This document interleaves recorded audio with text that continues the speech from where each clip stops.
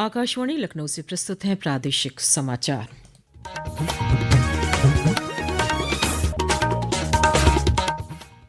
मुख्य समाचार। प्रधानमंत्री नरेंद्र मोदी ने आज जारी की पीएम किसान सम्मान निधि की 19वीं किस्त। कहा, केंद्र सरकार की प्राथमिकता में शामिल हैं किसान। मुख्यमंत्री योगी आदित्यनाथ ने आज विधानसभा में कहा, विश्व स्तरीय सुविधाओं के गवाह हैं। महाकुंभ में पहुंचे 63 करोड़ से अधिक श्रद्धालु। यूपी बोर्ड की हाई स्कूल और इंटरमीडिएट की परीक्षाएं आज से हुई शुरू।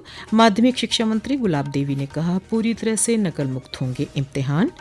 केंद्रीय शिक्षा राज्य मंत्री सुकांत मजूमदार ने काशी तमिल संगमम के तीसरे संस्करण के समापन समारोह को किया संबोधित।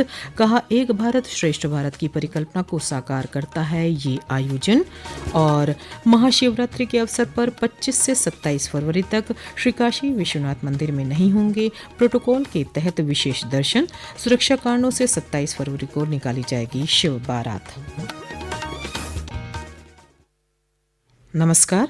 प्रदेश के समाचारों के साथ मैं मनीषा पाठक। अब समाचार विस्तार से। प्रधानमंत्री नरेंद्र मोदी ने आज बिहार के भागलपुर से पीएम किसान सम्मान निधि की 19वीं किस्त जारी की। पीएम किसान योजना की 7वीं वर्षगांठ के अवसर पर जारी की गई इस किस्त से करीब 9 करोड़ 80 लाख किसानों को फायदा होगा। आज जारी किस्त में 22,700 करोड़ रुपए से अधिक की राशि सीधे लाभार्थियों के खाते में भेजी गई। कार्यक्रम को संबोधित करते हुए प्रधानमंत्री ने कहा कि किसान केंद्र सरकार की प्राथमिकता हैं और उनकी हर समस्या के समाधान के लिए सरकार ने पूरी शक्ति से काम किया है। उन्होंने कहा कि सरकार के प्रयासों के कारण आज कृषि क्षेत्र में देश का निर्यात बहुत अधिक बढ़ा है। बीते वर्षों में सरकार के प्रयासों से भारत का कृषि निर्यात बहुत अधिक बढ़ा है। इससे किसानों को उनकी उपज की ज्यादा कीमत मिलने लगी है। कई कृषि उत्पाद ऐसे हैं जिनका पहली बार निर्यात शुरू हुआ है। किसान कल्याण हमारी प्राथमिकता में है। बीते दशक में हमने किसानों की हर समस्या के समाधान के लिए पूरी शक्ति से काम किया। मुख्यमंत्री योगी आदित्यनाथ ने प्रधानमंत्री को सम्मान निधि जारी करने पर धन्यवाद दिया है। अपनी सोशल मीडिया पोस्ट में उन्होंने लिखा है कि भारतीय कृषि और अन्नदाता किसानों के उत्थान की उत्कर्ष यात्रा के सारथी आदरणीय प्रधानमंत्री जी का देश एवं उत्तर प्रदेश के सभी कृषक भाई बहनों की ओर से हार्दिक आभार। सहारनपुर के किसान संवाद सैनी ने प्रधानमंत्री को किसान सम्मान निधि की किस्त जारी करने के लिए आभार जताया।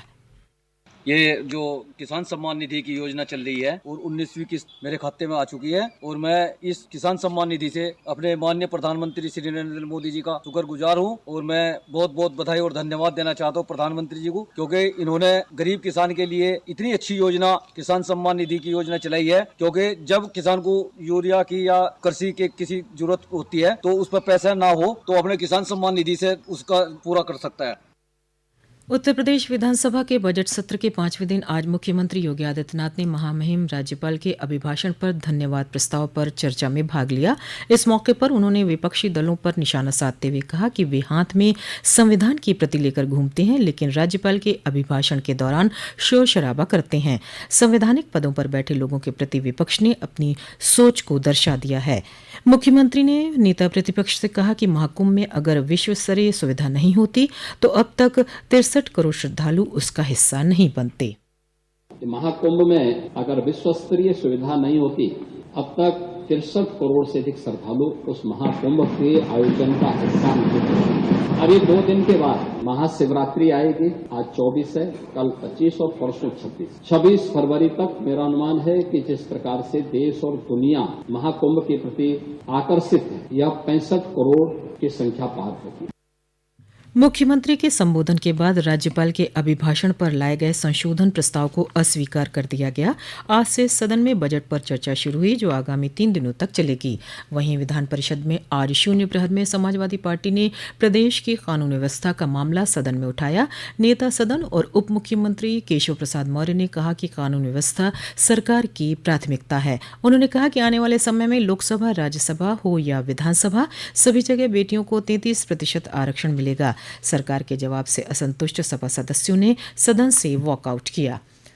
उत्तर प्रदेश माध्यमिक शिक्षा परिषद यूपी बोर्ड की परीक्षाएं आज से शुरू हो गई हैं। 12 मार्च तक चलने वाली इन परीक्षाओं को पारदर्शी और शुचितापूर्ण ढंग से संपन्न कराने के लिए चाक चौबंद व्यवस्था की गई। प्रदेश के 17 जनपदों के 306 परीक्षा केंद्रों को अति संवेदनशील घोषित किया गया है।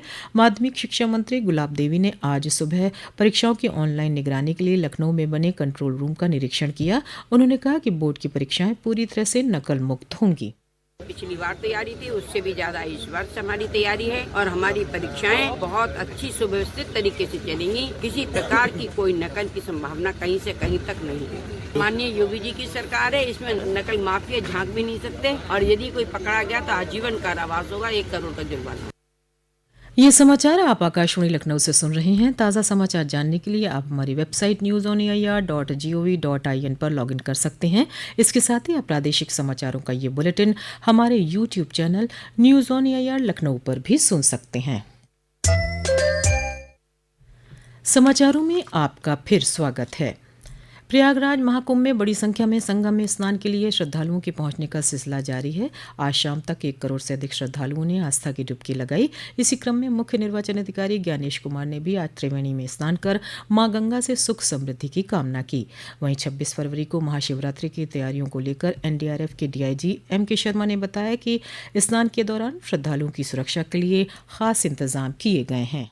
इस बार हमने और ज्यादा तैयारी करके आगे हम बढ़ रहे हैं, जिसमें हमने कुछ अलग तरीके की बोटें, एक्स्ट्रा बोट और एक्स्ट्रा मैन पावर का भी हमने यहाँ डिप्लॉयमेंट किया है। गोताखोर पहले की तरह ही चुस्त दुरुस्त हैं और हमने जल पुलिस, एसडीआरएफ और जो पीएसी की हमारी फ्लड कंपनियां हैं उनके साथ और अच्छी तरीके से समन्वय करके हम आगे बढ़ रहे हैं।